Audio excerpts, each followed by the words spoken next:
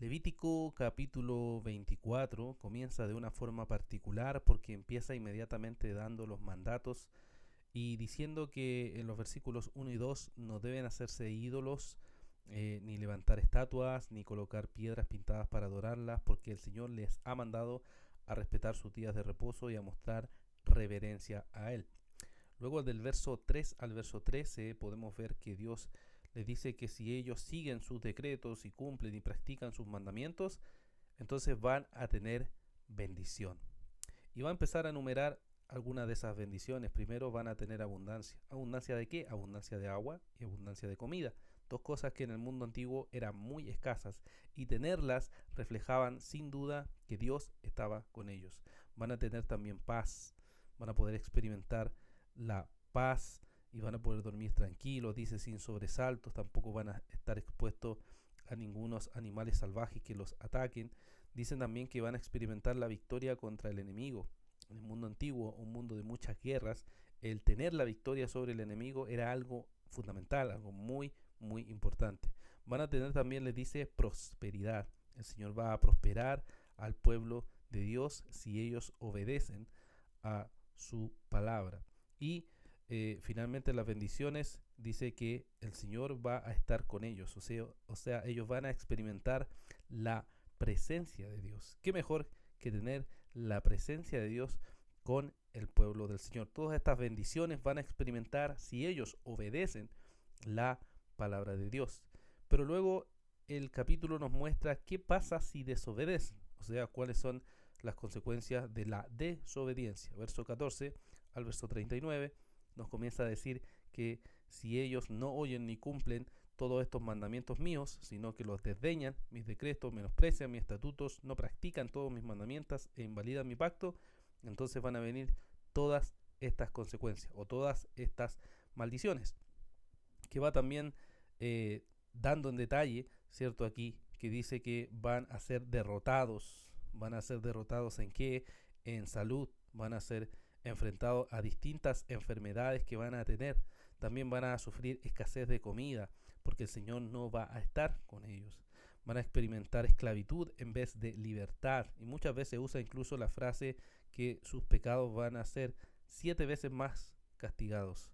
También nos dice que van a experimentar la sequía.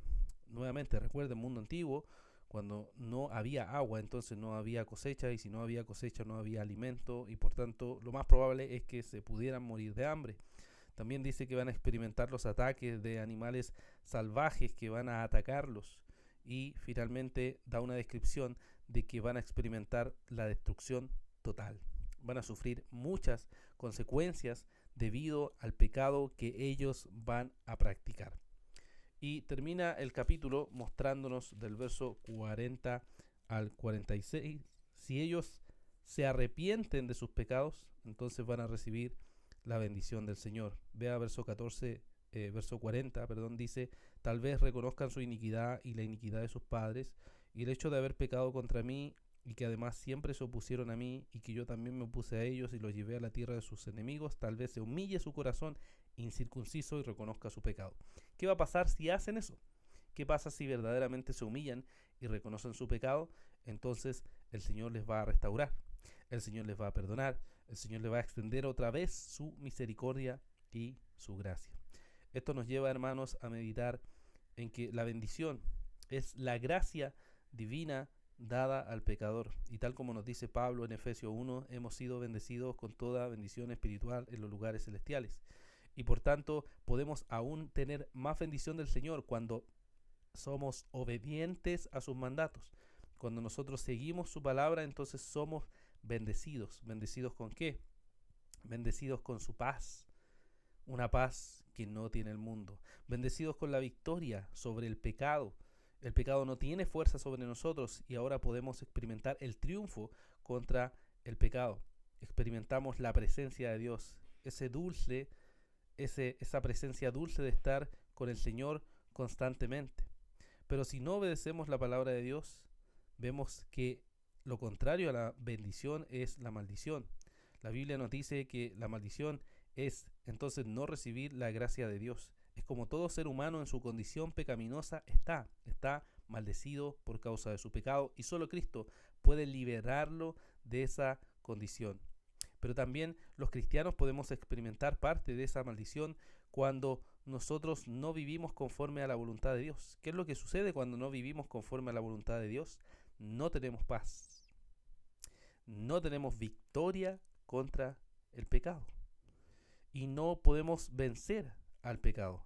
Y tampoco experimentamos la presencia de Dios, porque la palabra nos dice que cuando nosotros no vivimos conforme a la voluntad de Dios, apagamos el espíritu, entristecemos el espíritu. Y por tanto nuestra vida espiritual se ve totalmente aplastada y arruinada debido a eso. Sin embargo, existe la posibilidad de confesar el pecado. Existe la posibilidad de que si ahora, en este mismo momento, estás experimentando la frialdad espiritual, estás experimentando esa separación del Señor, entonces si tú confiesas tu pecado y te arrepientes, el Señor puede restaurar, el Señor puede limpiar, el Señor puede cambiar, el Señor puede volver a hacer de ti una criatura que se deleita y se goza en su presencia ahora y también para siempre.